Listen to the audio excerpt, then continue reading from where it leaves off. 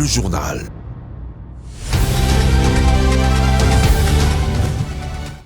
Merci de nous choisir pour vous informer, Madame, Monsieur. Bienvenue à cette grande édition du journal sur Mandiko Télévision.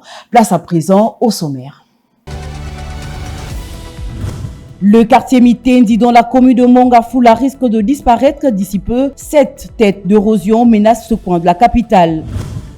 Le leader de la Mouka, Martin Fayulu, demande sans condition le retrait pur et simple des troupes du Rwanda et de l'Ouganda sur le sol congolais. C'était lors d'une interview sur CNN, la chaîne américaine.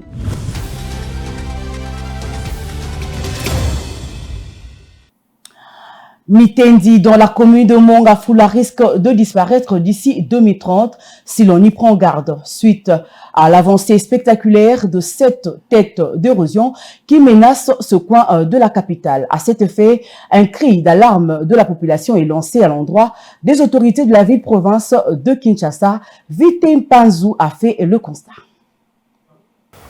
Plusieurs têtes d'érosion menacent la commune de Mongafula au quartier Mitendi dans la localité Sanzadi. Il y a des années, l'entreprise Craigset avait entrepris des travaux dans ce quartier en construisant un grand caniveau comme voie principale d'évacuation des eaux de pluie, alors qu'en réalité, il en fallait un peu plus. Depuis, plusieurs parcelles ont été emportées. À en croire le chef de la localité, ces coins risquent de disparaître si l'on y prend garde. Les grands caniveaux étaient bien construits. Malheureusement, il fallait d'autres peu petits que ça pour canaliser les eaux de pluie. C'est ce qui nous met en difficulté. Les pluies arrivent et nous craignons l'évolution de ces érosions.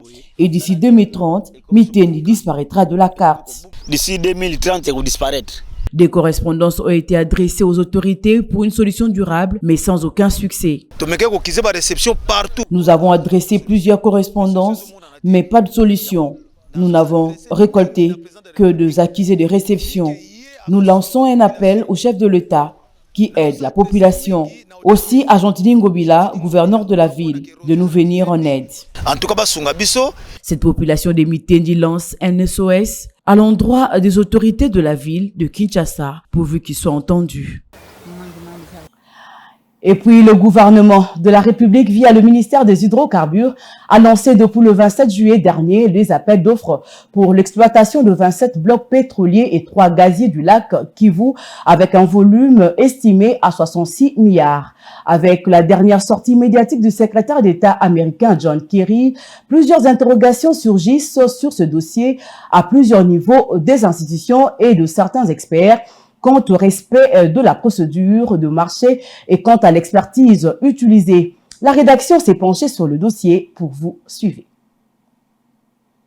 Le secrétaire d'État américain John Kerry, venu participer aux travaux de la pré-COP 27 à Kinshasa, a formellement déconseillé le gouvernement congolais de mettre aux enchères les blocs pétroliers pour la simple raison, selon lui, que la vente de ces potentiels énergétiques risque de briser l'équilibre entre l'exploitation des ressources naturelles et la création des emplois dans toute la région du bassin du Congo.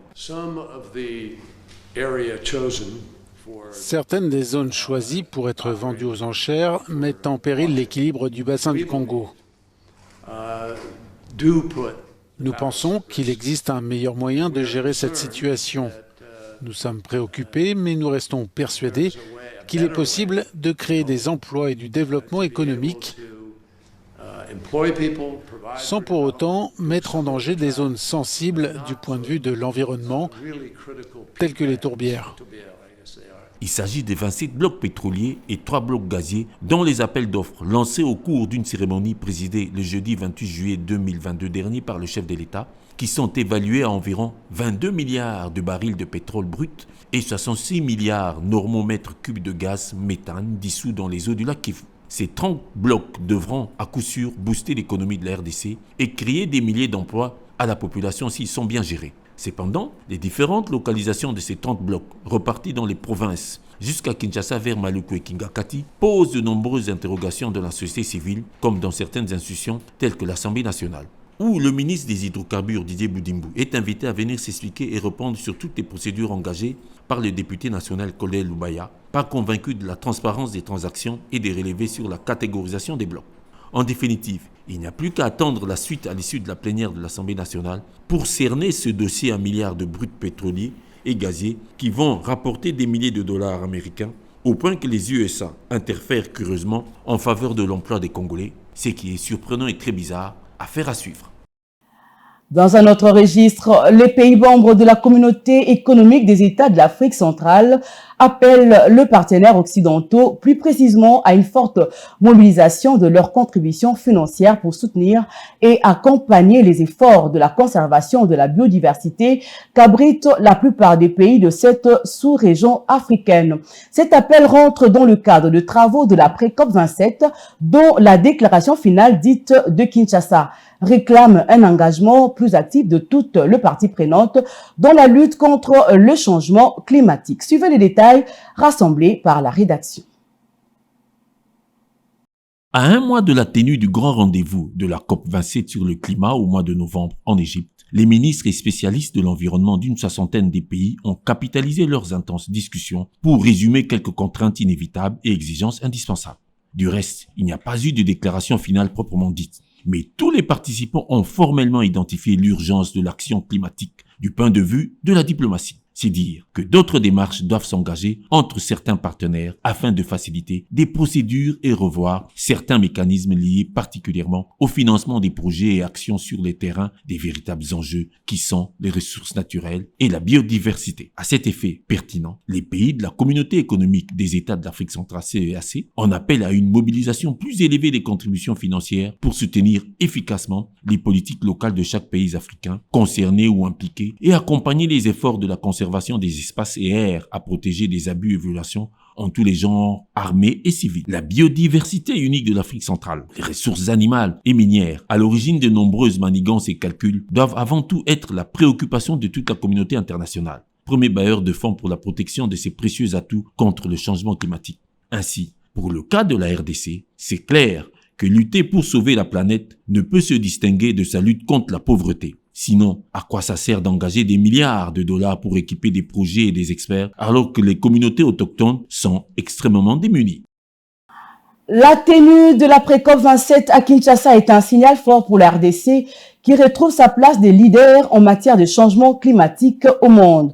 Jean Mangalibi, environnementaliste, demande au gouvernement congolais de rien espérer de la communauté internationale sur le financement dans les secteurs vitaux pour l'avenir de l'humanité. Suivez-le dans ce reportage de Martin Kaimbe et Vini Ngali.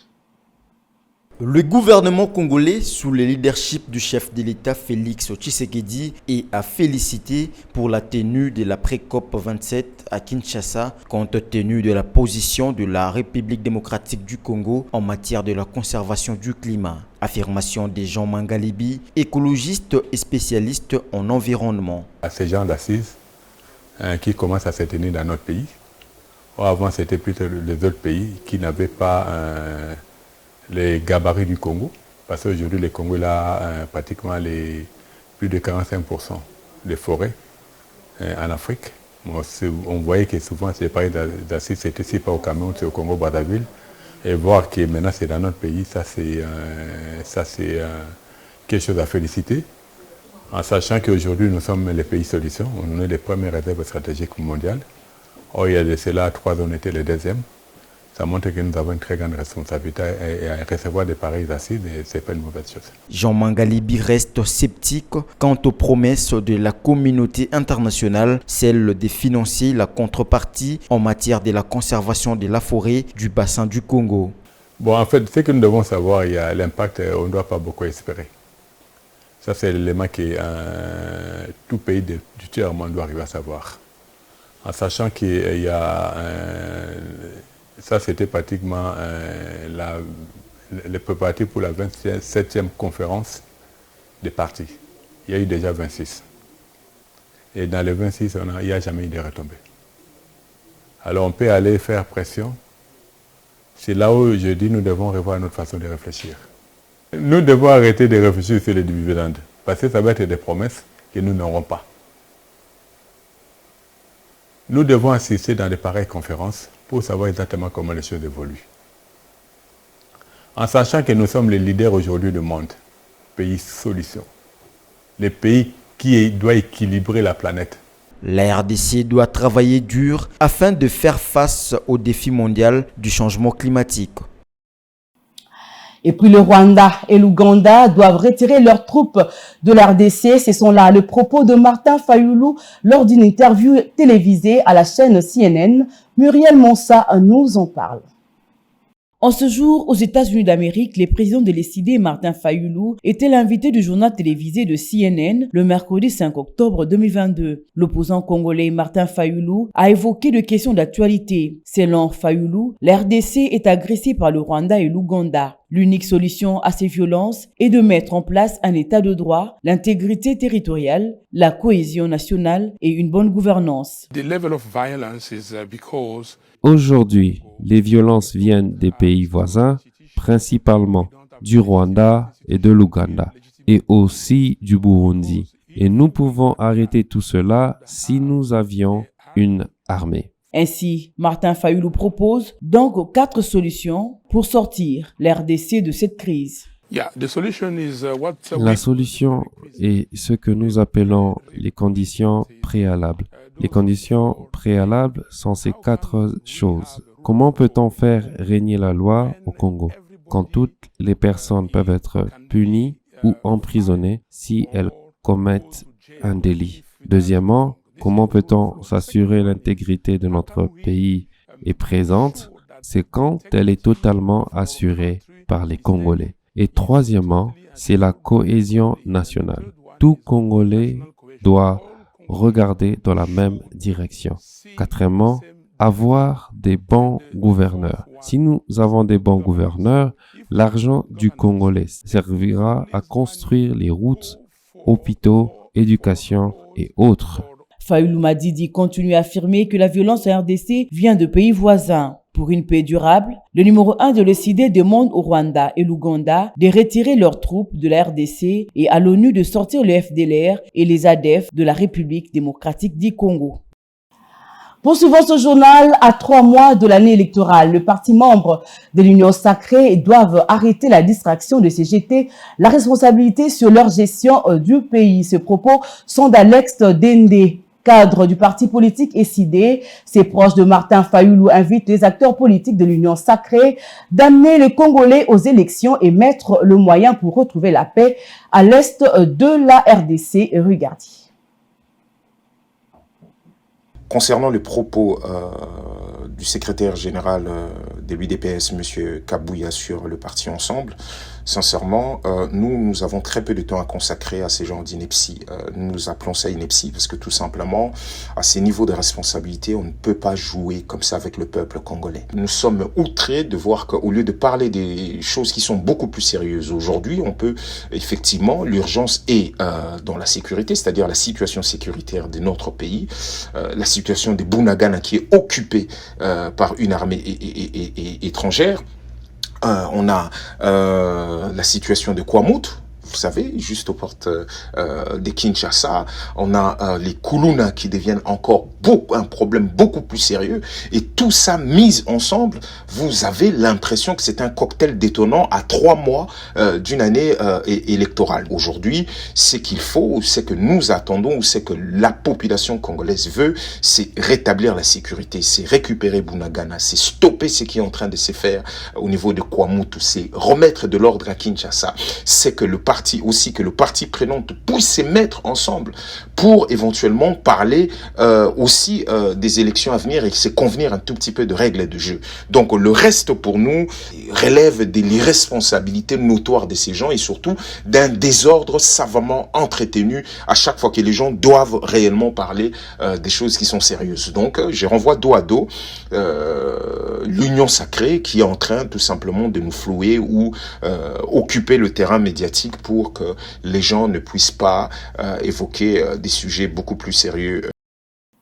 Dans un autre registre, 26 ans après le massacre de l'Emera dans le sud Kivu, le prix Nobel de la paix congolais, Denis Mukwege, ardent défenseur de familles de 37 victimes, plaide pour l'érection d'un mémorial en hommage de ses pauvres compatriotes assassinés et jetés dans la fosse commune. Élément d'éclaircissement dans ce reportage. Le drame qui a frappé plusieurs familles congolaises il y a exactement 26 ans, le 6 octobre 1996, depuis que l'hôpital de l'Emera au sud Kivu fut attaqué et où 37 personnes furent massacrées, demeure vif dans les consciences, notamment dans celle du prix Nobel de la paix, le docteur Denis Mukwege, touché personnellement. La justice devrait se saisir de ce dossier, selon le médecin qui plaide pour qu'un mémorial, digne de ces pauvres victimes de l'intolérance et de la haine gratuite et injustifiée, soit érigé sur le site de l'Emera, au lieu des fosses communes où on les a enterrés. Ces malades internés ont été surpris ce terrible 6 octobre 1996 sans comprendre pourquoi par des hommes armés qui ont commis le crime inhumain de leur tirer dessus dans leur lit. Ça a été une violation flagrante des droits individuels de l'homme. Le docteur Mukwege demande à la justice congolaise de se saisir du dossier car il est prêt à se constituer comme témoin à charge des commanditaires qu'il désigne comme ressortissants d'une tribu bien connue. Tuer 37 innocents résulte d'un crime imprescriptible qui doit être jugé dans un tribunal spécial apte pour des crimes du rang de celui contre l'humanité. Ainsi, en mémoire de ces regrettés disparus, il convient, plaide le Nobel congolais, que l'on exhume les corps des fosses communes pour les inhumer convenablement et ensuite que l'on instruise une action judiciaire contre les assassins qui courent toujours pour enfin dédommager les familles afin que les âmes des morts congolais injustement tués puissent reposer réellement en paix. Et pour finir, le journal paru ce jeudi 6 octobre 2022 à Kinshasa reprennent beaucoup de nouvelles assez rebondissantes. La RDC n'ira pas à Kigali, par-ci, Corneille Nangaa et Caleb Mouton dans comparution judiciaire par-là, remaniement sera ou sera pas. Bref, l'actualité en RDC demeure toujours en vive agitation. Suivez ces condensés de la presse, signé Guy Ilunga. Mesdames et messieurs, c'est un plaisir renouvelé de vous informer davantage sur l'actualité vue par les journaux parus ce jeudi 6 octobre 2022 à Kinshasa. Démarrons avec le journal L'Avenir qui informe que la RDC n'ira pas à Kigali, cela pour participer à la 145e assemblée de l'Union parlementaire. Pourquoi se demande-t-on refuser de se présenter à ces assises? Réponse simple et claire de la RDC. Tant que Bunagana sera entre les mains des Rwandais via le M23, les parlementaires congolais ne prendront jamais part à cet important rendez-vous parlementaire. C'est un boycott déclaré et justifié, souligne l'article pour ajouter qu'aucun Congolais, par ailleurs, n'ira au Rwanda tant que ce pays instrumentalisera des groupes armés contre la RDC. Oui, la RDC n'ira pas à Kigali, reconfirme le bulletin de l'agence congolaise de presse, ACP, qui écrit que la déstabilisation par le Rwanda a provoqué un tollé dans l'opinion congolaise à tous les niveaux. C'est dire que pour une fois, les Congolais sont unanimes sur une décision. Autre sujet, la prospérité avise que la RDC confirme sa suprématie en Afrique sur des questions climatiques. Le quotidien assure que c'est un pari gagné pour Félix Tshisekedi, qui s'en trouve très courtisé grâce aux potentialités naturelles de son pays, solution pour sauver la planète. Abondant dans le même sens, Forum des As reprend un message fort de Mme F. Bazaïba Massoudi, vice-premier ministre et ministre de l'Environnement et du Développement durable, qui a révélé à la clôture des travaux préparatoires de la 27e conférence des parties sur le changement climatique, plusieurs préalables pour la pré-COP 27. Les pays pollueurs appelés à respecter leurs engagements climatiques. Les finances doivent précéder pour assurer tous les partenaires. La politique de prendre le lait de la vache, et la vache aussi, c'est fini. Vraiment. Tout à fait autre chose avec le journal qui nous livre un nouvel éclat judiciaire. Corneille Nangaa traduit en justice. Titre-t-il à sa une pour rapporter que l'ancien patron de la centrale électorale devra s'expliquer au sujet des pressions diplomatiques et les tentatives de coup d'État qu'il a énoncées. L'article cite un certain M. Jeannot Lompempe qui aurait déposé le mardi 14 octobre dernier une requête d'information au parquet général pris la cour d'appel de Kinshasa-Gombe contre Corneille Nangaa, lequel a publié une tribune intitulée « Élections 2023, le bon et le mauvais pas au regard de l'expérience ». À en croire le plaignant, M. Nangaa devra éclairer la justice sur toutes les allégations dites dans sa tribune qui renferment apparemment des vérités graves. Dossier brûlant à suivre. Justice encore, le phare s'accroche pour sa part à un autre dossier entre le chaud et le froid, lié à l'ancien patron cette fois de l'Agence nationale de renseignement ANR, Caleb Mouton, qui sera auditionné une seconde fois en une semaine. Après le mardi 4, il est de nouveau attendu ce jeudi 6 octobre à la même adresse que Corneille Nangaa au parquet général près la cour d'appel de Kinshasa-Gombe. On n'en a pas fini avec lui. Toutefois, des bruits de négociations intenses et de haut niveau seraient en cours pour réconcilier tous les protagonistes. Vrai ou faux, s'interroge le phare. Ça finira par se savoir.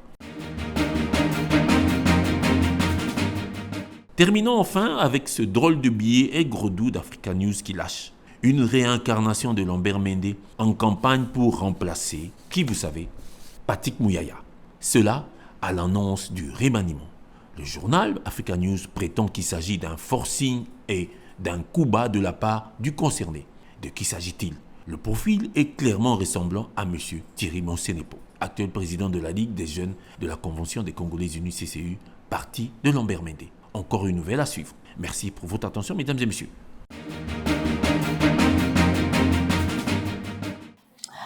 Page rose dans ce journal. La rédaction de Mondico Télévision et Pierre Kilunga souhaite un heureux anniversaire au directeur général de l'agence de développement projet Inga 3, Monsieur Bruno Kapanji Kalala, pour cette année de plus qui s'est ajoutée ce 6 octobre.